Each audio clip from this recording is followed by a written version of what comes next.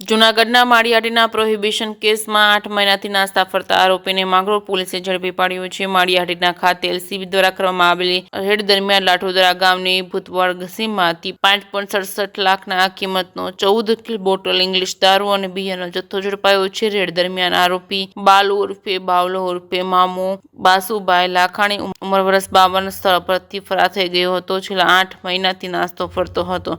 માંગરોળ પોલીસના PI RS સાકડિયા અને સ્ટાફે હ્યુમન રિસોર્સ તથા મોબાઈલ લોકેશનના આધારે આરોપીનું લોકેશન મેળવી લાઠોદરા ગામની ભૂતવર્ગ નરસિંહમાં તેના રહેણાંક મકાનેથી ઝડપી પાડ્યો હતો. આરોપીને કોર્ટમાં રજૂ કરી 2.5 દિવસના રિમાન્ડ મેળવવામાં આવ્યા હતા. ત્યારબાદ પોલીસે વધુ ઊંડાણપૂર્વક તપાસ હાથ ધરી હતી. જે સિંગુદત સાથે વિનુ મેસવાણીયા, માંગરોળ. ગયા નવેમ્બર 2025માં માળિયાહાટીના પોલીસ સ્ટેશન વિસ્તારના લાઠોદરા ગામની ભૂતવર્ગ સીમમાં LCBએ રેડ કરીને પ્રોહિબિશનનો ગુનો દાખલ કરેલો હતો.